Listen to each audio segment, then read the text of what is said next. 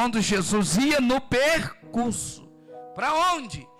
Para a terra de Gadara. Jesus ia atravessar a outra margem. E para Jesus chegar na outra margem, era necessário Jesus percorrer em um barco. E a Bíblia diz que ele adormeceu. Mas o interessante é que outros capítulos Jesus interroga os discípulos acerca da sua fé. Porque Jesus já tinha ensinado sobre o grão de mostarda. Jesus já tinha ensinado sobre a parábola do semeador. Jesus já tinha ressuscitado Lázaro e os discípulos estão juntos. Os discípulos estão vendo. E os discípulos estão acompanhando Jesus fazendo N milagres. Os discípulos estavam com Jesus. Eu estou refletindo com vocês.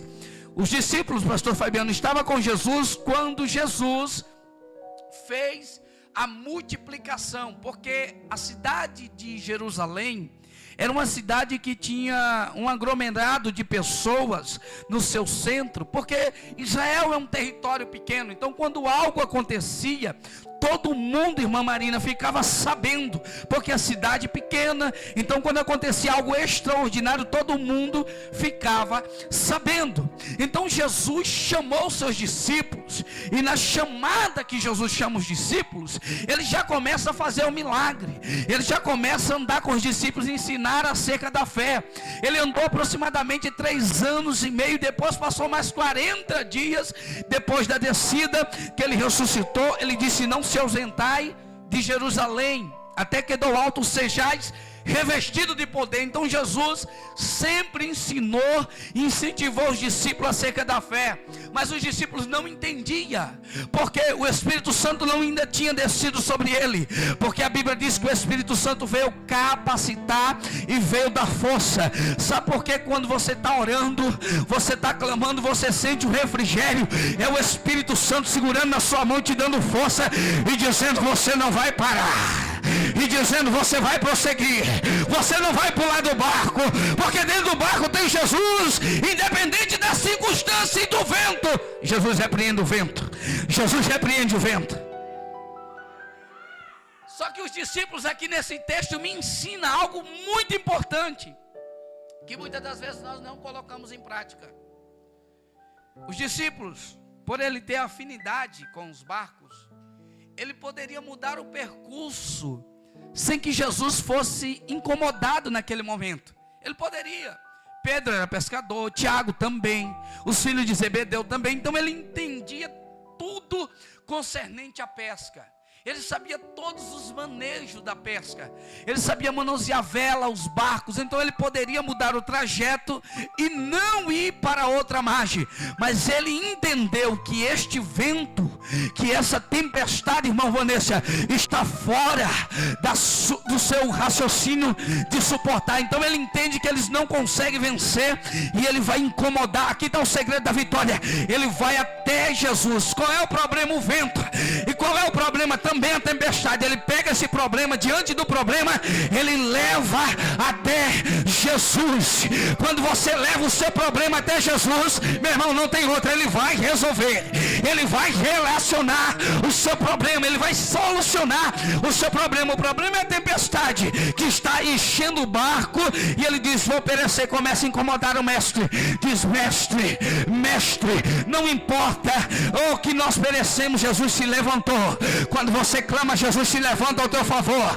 É por isso que o diabo não pode, que a sua casa não vai destruir a sua família, porque você veio disposto aqui dizer: Jesus, eu estou com um problema, está na sua mão. Eu vim nessa campanha, eu não consigo resolver, mas eu entrego esse problema nas suas mãos. Quem aqui vai entregar esse problema na mão do Senhor? Então Jesus leva esse problema e diz: se levantando a tempestade, os discípulos ficaram atônitos, apavorados, trêmulos, porque na tempestade a nossa fé é abalada.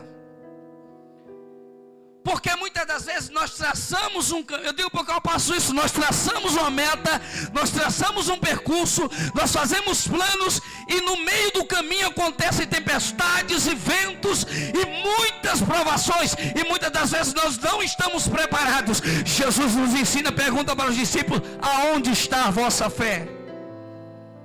Jesus repreendeu, mas Jesus diz para os discípulos: você também pode repreender se você usar a fé.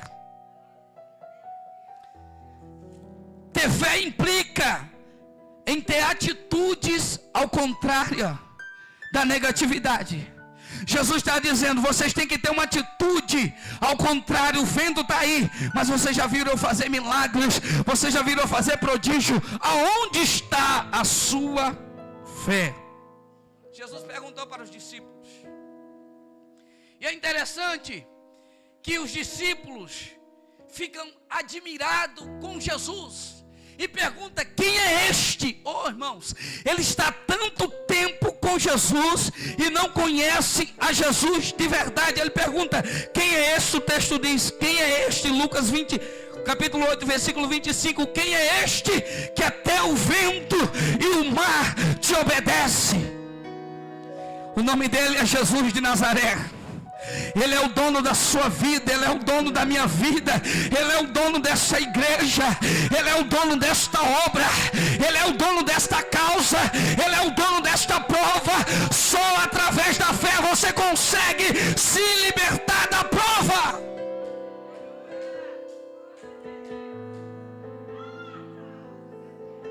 Jesus não pede, irmã Marina, para ele ter fé quando está na abundância. Porque é fácil demais ter fé quando tudo está bem, sim ou não? Nós conseguimos adorar quando tudo está bem. Nós conseguimos bendizer ao Senhor quando tudo está bem. É fácil quando as coisas estão bem, quando todo mundo está te apoiando. Difícil é ter fé quando você traça um percurso, traça um caminho e se levanta tempestades e ventos. Aí que Jesus diz: aonde está a sua fé? Jesus está falando com pessoas aqui, sim ou não? Jesus te trouxe aqui para falar com você. Aleluia, bendito seja o nome do Senhor. Eu não entendi porque Deus me deu essa palavra desde a semana passada. Eu procurei, conversei com o pastor Fabiano, eu procurei alguns pregadores para estar ministrando aqui. Mas o Senhor preparou este momento para dizer: você pula do barco quando vem os ventos, você decide prosseguir com Jesus, mesmo em meio aos vendavais. Algumas vezes eu já pulei, pastor Fabiano, do barco, quando deveria prosseguir. Se você muda o trajeto, irmão, você pode até voltar de novo para o propósito. Mas quando você muda, você paga o preço de algumas consequências. Jesus vai ser incomodado pelos discípulos. Os discípulos: mestre, estamos perecendo. Agora eu te pergunto: aonde começou essa tempestade? Na saída do barco ou no meio do trajeto? É só ler o texto. A Bíblia diz que foi no meio do percurso. Não dava para voltar.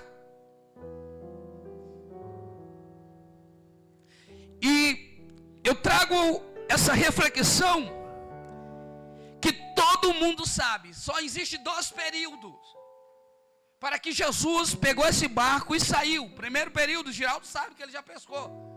É o período da manhã, onde o vento está manso, não está revolto.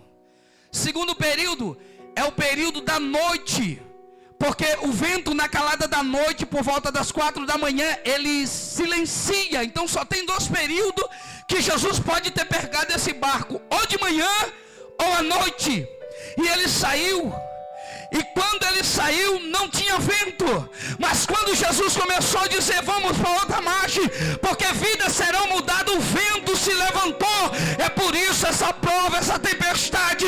É porque você está no barco com Jesus. Você está no lugar certo. Você já parou para perceber que tudo somos testados e provados? os discípulos resolvem ir até Jesus. Eu estou só no contexto do barco. E o percurso.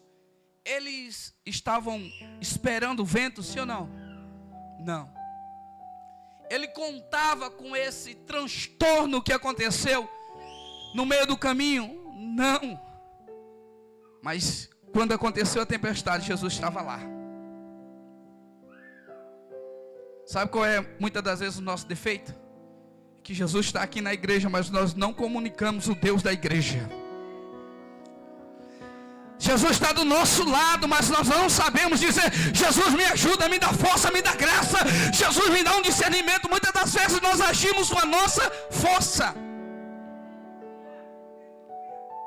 O discípulo poderia pegar toda a sua capacidade de pesca, todo o seu conhecimento marítimo, todo o seu conhecimento náutico, e poderia dizer: vamos mudar o percurso, vamos embora, amanhã nós volta. Não, mas ele foi incomodar o mestre.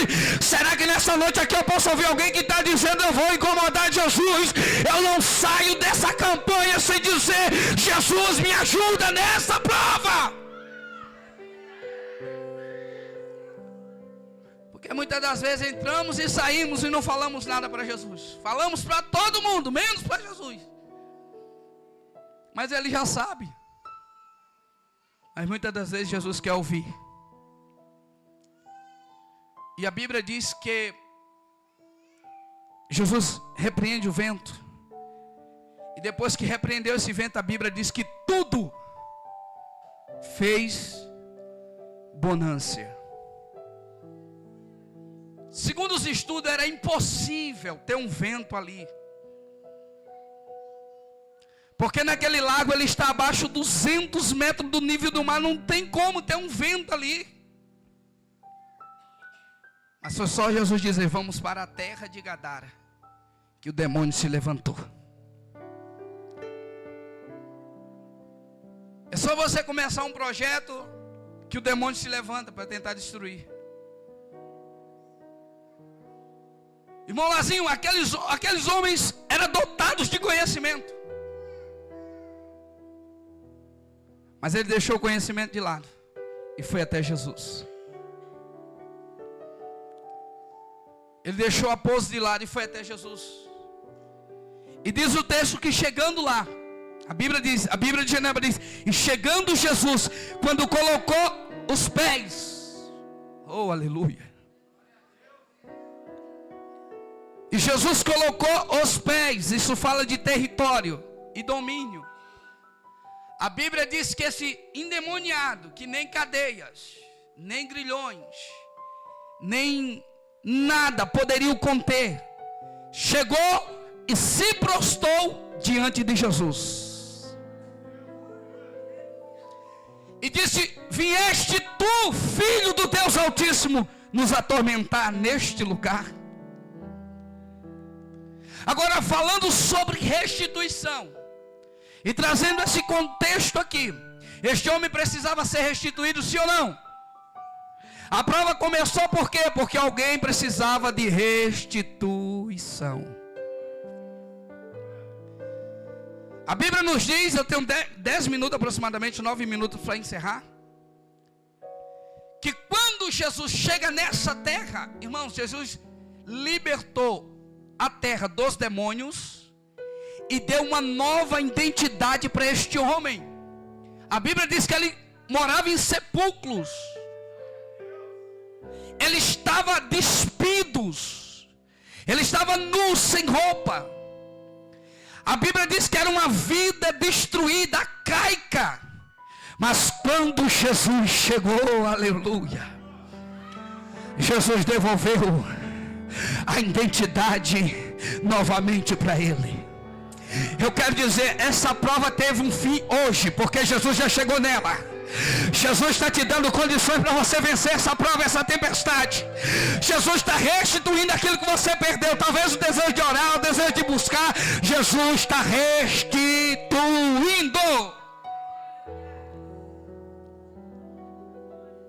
Só que tem pessoas que não se alegram com a vitória do outro. Este homem era um perturbador da cidade. A Bíblia diz que quando este homem é liberto, porque quando o demônio entrava sobre ele era possesso, impelido para lugares solitários. Esse negócio de ficar isolado tem a ver com demônios, tem a ver com coisas malignas, irmãos. Para onde o demônio, vamos ao texto, para onde o demônio impelia esse homem? Para onde? Para o deserto. Ele vivia com as feras, e lá era mutilado. Jesus liberta, mas interessante, a mudança na vida dele começou no seu interior e foi transformado lá na casa dele. Ele tinha casa.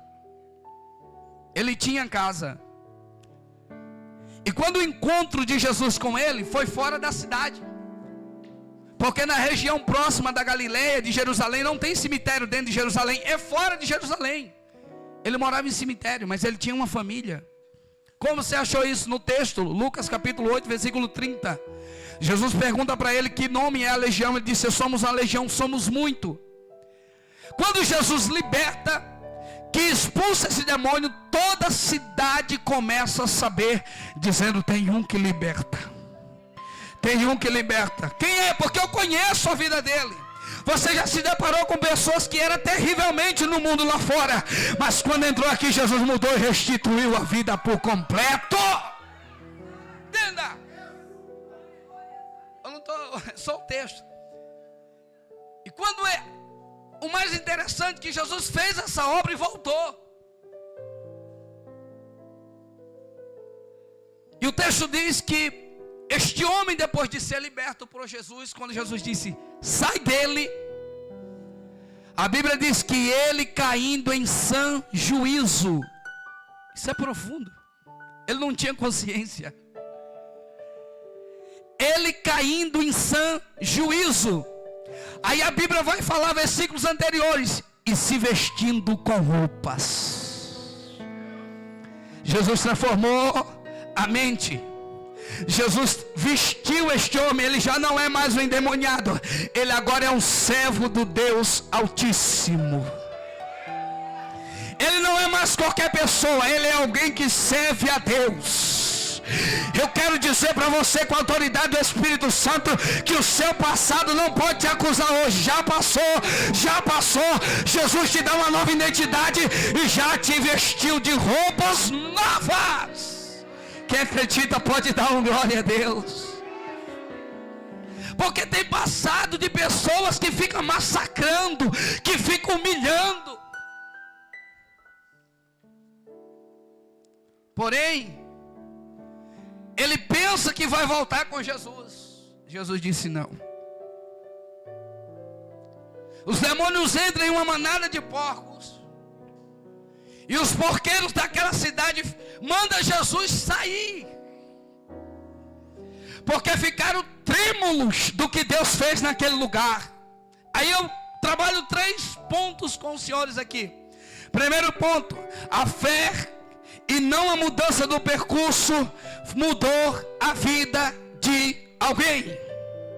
Segundo, quando Jesus chegou, ele mudou a mente e ele deu uma nova identidade naquela terra de Gadara. Sabe o que Jesus estava dizendo ali? Eu sou mais forte do que os demônios. Os demônios não têm poder, todo o poder é me dado. Por isso que ele disse em Lucas 10:19, exortando os discípulos: eis que eu vos dou poder e autoridade. Quando os discípulos olham aquilo ali, os discípulos ficam: eu já vi esse Deus fazer. Ele vai fazer. Ele tinha uma casa, a cidade toda vieram ouvir, e Jesus disse: vá para a sua casa. Ora, Jesus devolveu a conquista da casa. Jesus devolveu a liberdade e a paz dentro de casa. Aonde ele morava, irmãos, vamos para o texto, sepulcro. Aonde ele vivia preso por grilhões e correntes. E quando estava possesso, nada segurava, ele despedaçava tudo. Mas quando Jesus chegou, disse: volte para a sua casa. Quem tem um encontro com Jesus, algo diferente tem que acontecer. foi o encontro? Mudança, nova perspectiva. Agora, quando Jesus chegou e mudou a vida dele, Jesus não disse assim: conta a sua prova para a sua família. Não. Conte que você era demoniado. Não, porque já era passado para Jesus. Tem pessoas que só se lembram do nosso passado. Não enxerga que você já não é mais aquela pessoa, está em outro patamar. Jesus olha para ele e disse: vá para a sua casa e anuncie para os teus, tão grandes coisas fez o Senhor por vós. Se coloque de pé.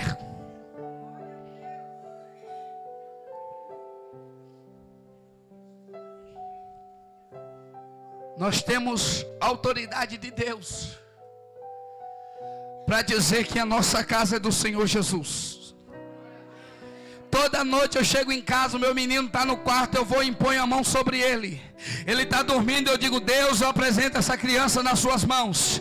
Eu vou no Pedro Henrique, vou no Luiz Miguel e acordo e abençoo eles e imponho as mãos. Deus, eu entrego ele no teu cuidado. Eu entrego a minha casa nas tuas mãos. Sabe por quê? Porque quem está debaixo, oh aleluia, da asa do onipotente descansará. 1000 cairão do teu lado, 10.000 à tua direita, mas a Igreja Batista Unida, que teme o Senhor Jesus, está debaixo da asa do onipotente. Quem está debaixo dessa asa, aleluia. Vamos orar. Estenda sua mão assim que eu já vou encerrar e passar para o pastor Fabiano. Você nessa noite que está com a causa impossível, você que está passando dificuldade, tribulações, está pensando em quase pular do barco, vamos orar nessa noite. Feche seus olhos, apresente agora a sua família, apresente seu esposo, apresente seus negócios, que eu tenho certeza que Jesus vai mudar dentro da sua casa, como mudou na casa daquele endemoniado de Gadara. Jesus deu nova roupa, Jesus deu uma nova identidade e disse: vá pregar a minha palavra. Vamos orar, Pai. Mas ora agora, irmãos, vamos clamar, Pai, em nome de Jesus.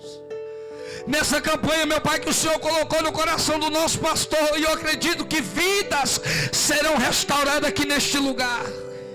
Meu Deus, em nome de Jesus, onde tiver uma mão levantada agora, meu Pai, que talvez esteja passando dificuldade, tempestade, que o Senhor, meu Pai, comece a agir, que o Senhor, meu Pai, comece a operar. Meu Deus, em nome de Jesus agora, aonde o demônio está trabalhando, está agindo, nós repreendemos agora, pelo poder da palavra. Eu profetizo renovo. Oh, Rabaço, Benegai, que sente a presença do Senhor. Ele está passando aqui. Ele está dizendo: pastor Fabiano, no meu coração, que tem muitas pessoas passando dificuldades. Oh, meu Deus. Mas Ele é o Deus que se levanta ao teu favor.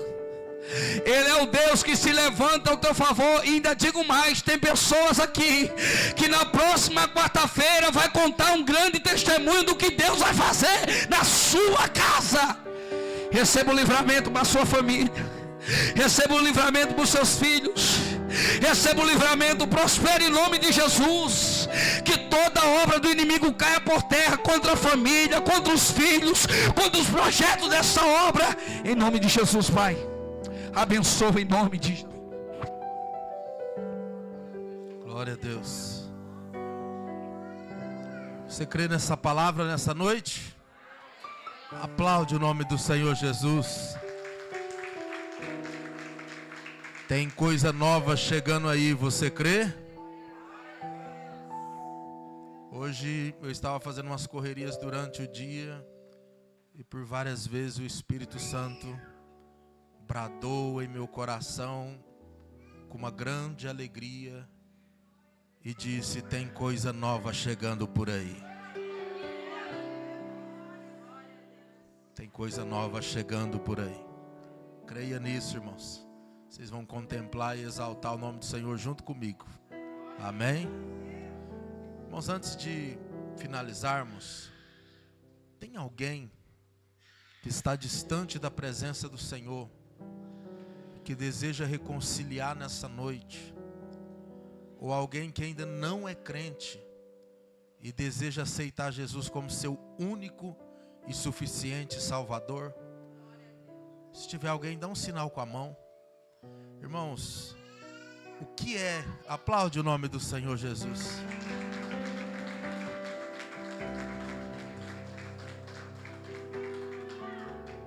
Você que nunca, irmãos, aceitou Jesus como seu Salvador, é preciso que você faça isso. Jesus foi enviado pelo Pai para morrer na cruz por amor a nós. E Ele é o caminho, não tem outro caminho, amém? Quando nós aceitamos Ele como nosso único e suficiente Salvador, Ele passa a ser o nosso Deus, o nosso Senhor. Escreve o nosso nome no livro da vida. Se no outro dia, se daqui a pouco, este corpo descer à sepultura, você vai ter um lugar à direita de Jesus. Amém? Tem mais alguém que não aceitou e deseja aceitar nessa noite? Não tem? Então vamos orar. Estende as mãos para cá. Aleluia.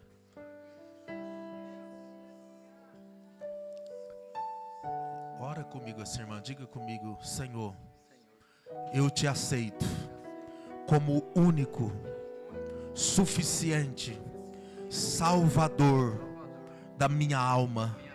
Senhor, perdoa os meus pecados e escreve o meu nome no livro da vida.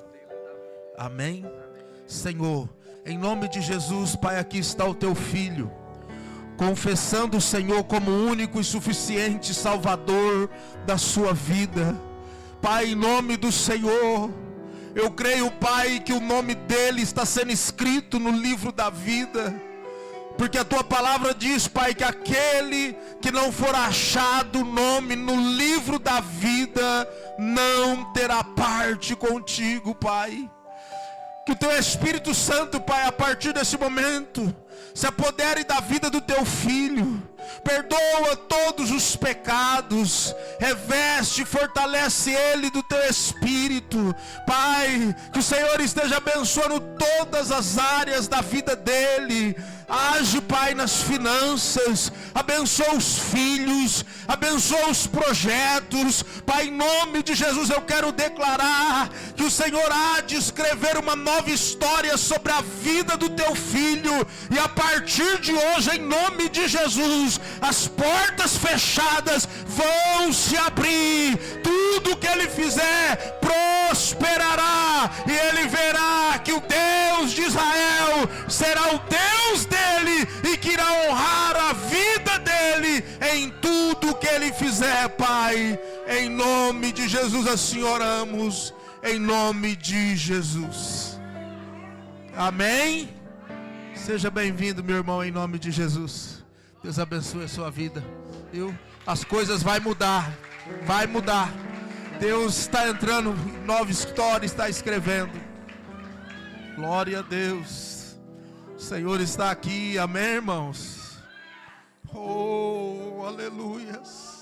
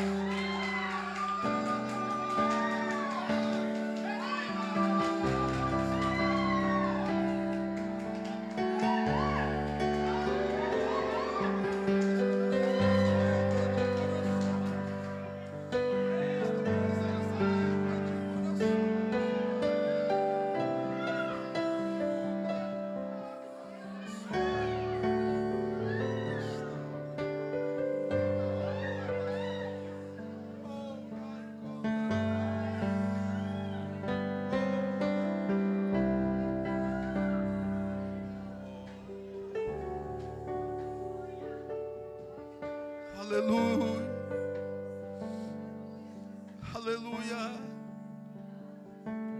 sabe, canta um pedacinho comigo. Haja o que houver,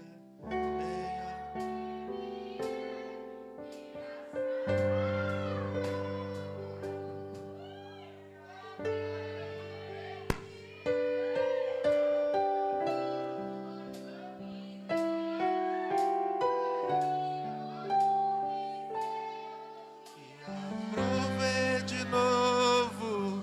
Deus está provendo na vida de alguém aqui hoje.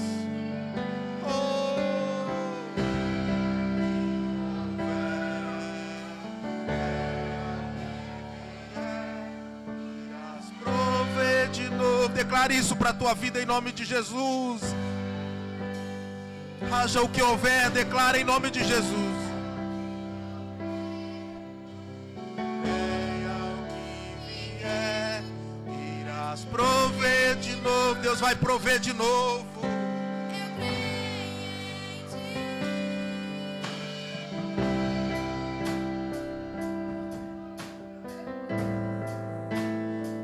Glória a Deus. Amém? Você pode aplaudir mais uma vez o Senhor Jesus? Quero convidar os dizimistas dessa noite, enquanto você vem aqui à frente. Eu já vou dando os avisos também. A irmã Nilda que ofertou em prol da construção. A pastora Mirtes que dizimou. Também a nossa irmã Vanderlúcia, a nossa irmã Aparecida. Nossa irmã Lúbia, Ludmila. Também nosso irmão Wanderson. Rapidinho, vem os dizimistas. Irmãos, amanhã, quinta-feira, nós teremos oração das 18 até as 19h30. Que às 19h30 nós teremos o último ensaio unificado do nosso congresso. Amém? Todos os homens, todas as mulheres não podem perder. Eu espero todos, mas quem puder, irmãos, faz um esforço para estar orando das 18, ou vem um pouquinho antes, das 19h30, às 19, para nós orarmos um pouco. Também eu quero convocar amanhã todos os técnicos de som, para a gente estar alinhando e organizando algumas coisas nesse som, pilhas, microfones, também para estar nesse horário, para ir ajeitando algumas coisas enquanto o pessoal ensaia. Na sexta-feira, irmãos, nós não teremos o treinamento de obreiros, haverá apenas ensaio dos dois ministérios de louvor, dos dois grupos, tá? E no sábado, às 19 horas, inicia o nosso congresso. Irmãos, está vindo o preletor e a cantora de São Paulo. Irmãos, eles vão fazer um sacrifício muito grande para estar aqui, baldeação. Então acho que já venha na sexta, se eu não estiver enganado, chega sexta-noite, vai viajar o dia todo para estar aqui conosco. Vai conseguir ir embora, tem ônibus para ir só na segunda-feira. Estão fazendo um sacrifício enorme, irmãos, para estar aqui nos servindo, sendo instrumento de Deus. Então eu queria pedir em nome de Jesus, irmãos, participe conosco, sábado, domingo de manhã às 9 e o encerramento no domingo à noite. Eu não sei o que acontece aqui, irmãos, a maioria dos eventos, os irmãos da igreja não vêm ser abençoados. Então se esforce, irmãos, faça um compromisso, vamos estar aqui, os dois grupos aí trabalhando muito, o ano todo, as irmãs fazendo sacrifício, pagando carteirinha, né, fazendo sorteios, a liderança. Vai ser bênção, irmãos. Quem participou do último congresso nosso? Fomos impactados com o poder de Deus, sim ou não? Quanta bênção, né, irmãos? E Deus tem preparado muito mais para esse. Você crê? Estende as mãos para cá. Vamos abençoar os dizimistas. Senhor Deus, aqui, meu Deus, estão os dizimistas dessa noite. Papai, abra as janelas do céu. Derrama bênção, Deus, sem medida sobre a vida de cada um. Vai ao encontro, Pai, da necessidade de cada um em nome de Jesus. E opera o milagre, Pai. Abra as portas que estão fechadas. Eu repreendo, Pai, o devorador que não tenha poder sobre a vida dos teus filhos.